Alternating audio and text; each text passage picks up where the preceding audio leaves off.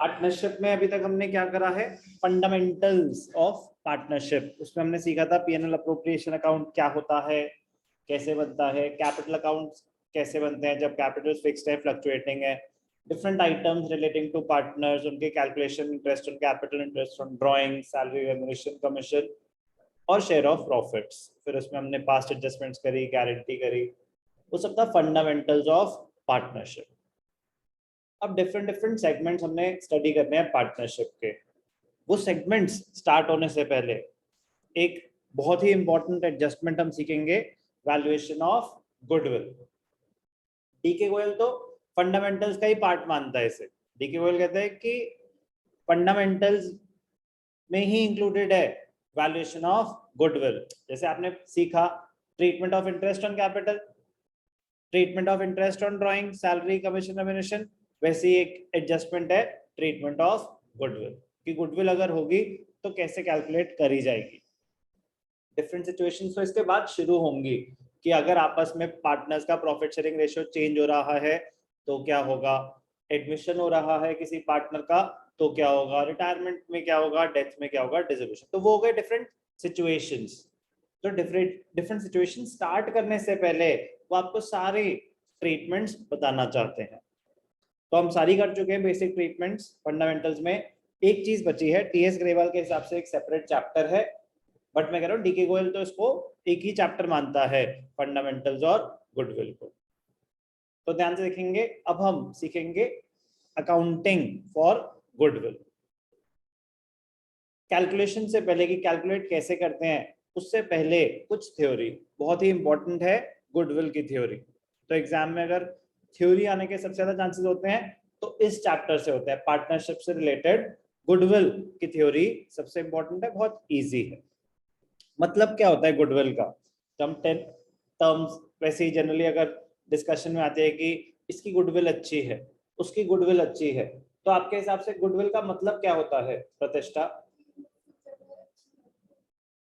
जैसे बोल रहा हूँ कि हमने सामान का प्रोजेक्टर खरीदना है तो चलो एप्सन का प्रोजेक्टर खरीदते हैं, इस कंपनी की गुडविल अच्छी है।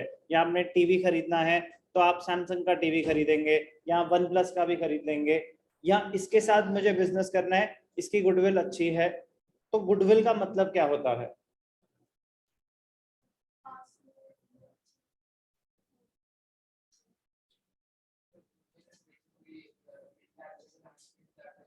जनरल टर्म्स, अभी अकाउंटिंग टर्म्स में मुझे आंसर नहीं चाहिए, भूल जाओ कि आप एक अकाउंट्स के स्टूडेंट हो, कोई आपसे पूछ रहा है कि ये गुडविल का मतलब क्या होता है।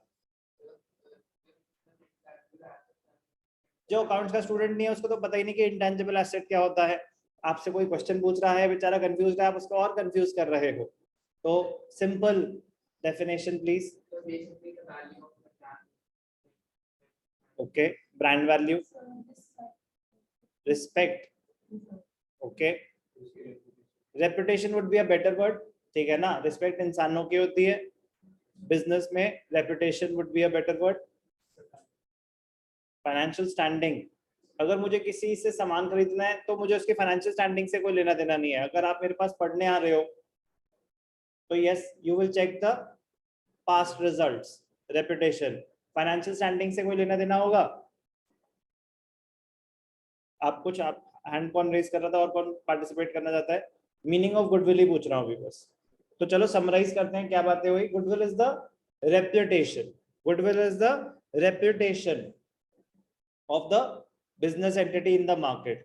ये होती है इसकी लेमन डेफिनेशन, अकाउंटिंग डेफिनेशन नहीं होती। रेप्यूटेशन की वजह से, रेप्यूटेशन की वजह से जो कंपनी एक्स्ट्रा प्रॉफिट जनरेट कर पाएगी उसको बोलते हैं गुडविल। तो गुडविल की एक्चुअल डेफिनेशन क्या हुई? It is the advantage, it is the advantage which a firm gets over its competitors because of its reputation in the market. हम दोनों ने मिलके कोई पार्टनरशिप बिजनेस स्टार्ट करना था, हमने खोलना था चामुंड चाट कॉर्नर, ठीक है ना, गोलगप्पे, चाट पापड़ी, टिक्की बेचेंगे, ठीक है। तो प्रतिष्ठा ने बोला कि सर डीसीसी ही नाम रख देते हैं। मैंने कहा नहीं बेटा, डीसीसी तो नहीं रखना मुझे, वो कोचिंग से रिलेटेड है, उसकी जरूर जोड़ना है कि अच्छा खाना भी बनाते हो, नहीं ऐसा कुछ भी नहीं है। तो हमने बोला कि चामवुड चाट कॉर्नर खोलते हैं, क्या नाम रखेंगे? सीसीसी, डीसीसी की जगह सीसीसी। अब एक सीसीसी और एक ऑप्शन था कि हल्दीराम्स की फ्रेंचाइजी ले लेते हैं। एक ऑप्शन है कि हम चामवुड चाट कॉर्नर खोलते हैं और एक ऑप्शन है कि हल्दीराम्स की फ्रेंचाइजी खोल लेते हैं। Definitely money involve would be higher, but chances, probability किसकी होगी ज्यादा चलने की? हल्दीराम। हम दोनों, आप हमें जानते हो, हम खोल रहे हैं चामवुड चाट कॉर्नर और साइड में है हल्दीराम्स। आप मेरे से सामान लोगे या हल्दीराम्स कि आपको चाट पापड़ी खानी है, गोलगप्पे खाने हैं? शर्म नहीं आई तुझे, नालायक? बट यस, हल्दीराम छुप छुप के जाओगे, लेकिन लोगे तो हल्दीराम से। तो उसको एडवांटेज मिल गई कि नहीं मिल गई? कैसे मिल गई? Because of it's reputation in the market. लेकिन मेरे को पिज्जा खाना है तो मैं हल्दीराम्स का खाना चाहूंगा या डोमिनोज या पिज्जा हट का? तो उसकी उस चीज में रेपुटेशन ज्यादा अच्छी है। बर्गर खाना है तो मुझे बर्गर किंग का खाना है, हल्दीराम्स का थोड़ी ना खाऊंगा। बात समझ आई? तो हर एक चीज की अपनी एक रेपुटेशन होती है अपनी फील्ड में। किस चीज के लिए? वो ज्यादा मिठाई के लिए सबसे ज्यादा पॉपुलर है हल्दीराम्स, फिर ये चाट पापड़ी टाइप चीजें आती हैं और बेसिक चीजें भी। बट जो भी है, पॉइंट ये है, what is goodwill? Goodwill is the advantage, goodwill is the advantage which a firm gets over its competitors because of its reputation in the market. Reputation past effort से कमाई गई है, रेपुटेशन पास्ट एफर्ट्स उनके quality की वजह से कमाई। तो what is goodwill? Goodwill is an intangible asset. वाह बेटा। तो टेक्निकल नहीं, अभी हम अंडरस्टैंड कर रहे थे जनरल मीनिंग क्या होता है। Yes, it is an intangible asset. Intangible asset, an asset which does not have which does not has a physical existence. Goodwill is an intangible asset because it does not have a physical existence. Intangible asset, which places an enterprise at an advantage. Keyword is advantage, due to which the enterprise is able to earn higher profits without putting extra efforts. अभी वो खुला नहीं था, लेकिन हल्दीराम्स के नाम से ही ऐसा हुआ कि हाँ ये तो चल ही जाएगा। सामने कॉलोनी से आप जैसे ही लेफ्ट लेते हैं, एक बिल्डिंग बन रही है, दुकानें नहीं बिक रही थी, लेकिन उन्होंने एक पोस्टर लगाया, हल्दीराम्स कमिंग सून। उनकी काफी दुकानें तो हल्दीराम्स के नाम से ही बिक गई कि हल्दीराम्स है तो फुटफॉल होगा, फुटफॉल होगा तो कस्टमर्स आएंगे, तो प्रॉपर्टी की वैल्यू एकदम से बढ़ गई। किसी हॉल में पीवीआर होता है तो ऑटोमेटिकली उसकी गुडविल जनरेट हो जाती है, शॉप्स उनके इजी हो जाते हैं लेट आउट करना। तो goodwill is an intangible asset. Intangible asset, assets which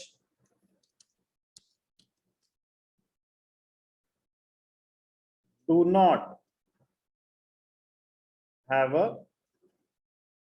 physical existence. Assets which do not have a physical existence, which we cannot touch and feel, but they help in generation of revenue.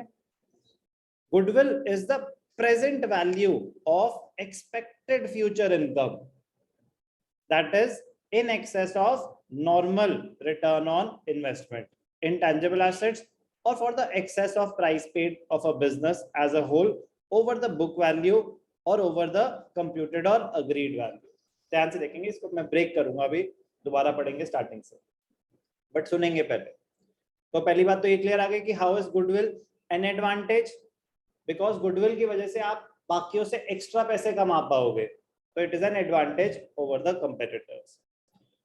अब कह रहे दो तरीके होते हैं goodwill calculation के। एक होता है कि नॉर्मली लोग कितना कमाते हैं, नॉर्मली इस इंडस्ट्री में लोग कमाते हैं 10%, जितना भी पैसा इन्वेस्ट किया उसका 10% कमाते हैं। हम कमाते हैं 20%। हम लोगों से जो एक्स्ट्रा कमा रहे हैं, हम लोगों से जो एक्स्ट्रा कमा रहे हैं, that is because of our goodwill. तो ध्यान से देखेंगे, goodwill is the present value of expected future income. आगे आने वाले टाइम में आप कितना कमा पाओगे, आज उसके एस्टिमेटेड वैल्यू निकाल रहे हैं। तो it is the present value of expected future income that is in excess of normal return on investment. मतलब नॉर्मली लोग 10% कमाते हैं, हमारे एक्सपेक्टेड प्रॉफिट्स हैं 20%, तो या 18% है, तो एक्सेस कितने हुए 8%, तो उसकी जो कैलकुलेशन हो जाएगी वो होगी गुडविल।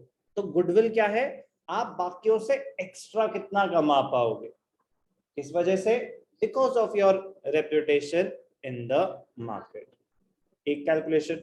दूसरी कैलकुलेशन होती है, ध्यान से देखेंगे, मैंने कोई बिजनेस टेक ओवर करा, मैंने क्या करा, मैंने कोई बिजनेस टेक ओवर करा, बिजनेस की वैल्यू थी 10 लाख, बिजनेस की वैल्यू थी 10 लाख, मैंने वो टेक ओवर करा 12 लाख में, एक्स्ट्रा पैसे दिए। तो अगर आप किसी बिजनेस की वैल्यू से ज्यादा पैसे दे रहे हो उसको एक्वायर करने के, तो जो एक्स्ट्रा पैसा दे रहे हो that is for goodwill, that is for goodwill. तो गुडविल एक तो हो गया present value of future income in excess of normal profits, और जो भी मैंने आपको बताया, और for the excess of price paid for a business as a whole over the book value और ओवर द कंप्यूटेड और agreed value of tangible net assets। Book value आ रही थी 10 लाख और मैंने कितने के लिया बिजनेस 12 लाख। तो अगर आपने कोई बिजनेस एक्वायर करा है और आपने पैसे दिए हैं over and above the book value, तो जो एक्स्ट्रा पेमेंट है दैट इज फॉर गुडविल। तो बिजनेस एक्विजिशन में गुडविल कैसे कैलकुलेट होती है, ऐसे कि बुक वैल्यू कितनी थी, आप कितने में एक्वायर कर रहे हैं। और नॉर्मल अगर किसी बिजनेस के प्रॉफिट्स निकालने हैं, गुडविल निकालनी है, तो कैसे निकालते हैं, excess of expected profits over the normal profits. कि नॉर्मली लोग कितना कमाते हैं, आपके कितने एक्सपेक्टेड है, आप बाकी से ज्यादा कमाओगे, तो जितना ज्यादा कमाओगे वो आपकी गुडविल। तो गुडविल एक अमाउंट होता है। तो जनरल डिस्कशन में तो इंग्लिश में लिटरल मीनिंग तो उसकी it is not an amount ना, गुडविल इज द रेप्यूटेशन। क्या आप उसे क्वांटिफाई कर सकते हैं, क्या आप उसे क्वांटिफाई कर सकते हैं, नहीं कर सकते जनरल टर्म्स में, लेकिन अकाउंटिंग में तो क्वांटिफाई करेंगे ना। कि अगर मैं हल्दीराम्स का नाम यूज करना चाहता हूं तो मुझे उसको पैसे देने पड़ेंगे कि नहीं देने पड़ेंगे, सिर्फ नाम यूज करने के तो पैसे दे रहा हूं, तो हो गई गुडविल क्वांटिफाई। तो गुडविल क्वांटिफाई करी जा सकती है, ये चैप्टर हमें सिखाएगा कि कैसे करी जा सकती है। तो जनरल अगर इंग्लिश पे जाए तो गुडविल क्वांटिफाई नहीं करी जा सकती, लेकिन बात इंग्लिश की नहीं ना, अब तो अकाउंट्स की बात है, तो वो बताएंगे कि yes goodwill can be quantified, goodwill can be measured. तो goodwill is an intangible asset, okay ठीक है। When a man pays for goodwill, he pays for something which places him in the position of being able to earn more than he would be able to do by his own unaided efforts. When a man pays for goodwill, अब हमारे पास एक option था कि चामवुड चाट corner खोलें, लेकिन हमने extra पैसे दिए हल्दीराम्स का नाम यूज करने के लिए, so that we are placed in an advantageous position। हमें एक एडवांटेज मिलेगी कि नहीं मिलेगी, ब्रांड की वैल्यू का बेनिफिट मिलेगा। आइसक्रीम शॉप खोलनी है तो ज्ञानी का मैंने फ्रेंचाइजी ले ली, ना कि अपना ही कुछ खोलने की कोशिश करी। पर ठीक है, वो तो आपकी कॉल है ना, कि आपको अपने आप पे भरोसा है तो आप अपनी ब्रांड को प्रमोट करेंगे। आपको अपने आप पे भरोसा नहीं है और बोला कि भाई मेरे पास कोई ब्रांड नहीं है, मुझे बस बिजनेस करना है, तो सबसे सेफ होता है कि किसी की फ्रेंचाइजी ले ली और बिजनेस करा। तो जो आप उनको पेमेंट कर रहे हैं दैट इज गुडविल, और वो कैलकुलेशन वो हमें सिखाएंगे, ओके। तो meaning of goodwill, goodwill is an intangible asset which places an enterprise at an advantage due to which enterprise is able to earn higher profits without putting extra efforts। characteristics क्या हैं, what are the characteristics of goodwill, very very important। it is an intangible asset। ध्यान से देखेंगे, boards में आया question कि goodwill is an intangible asset but not a fictitious asset. कराता हूं मैं आपको, बहुत ही इंपॉर्टेंट है अलग से। अभी मीनिंग क्लोज हो गया हमारा।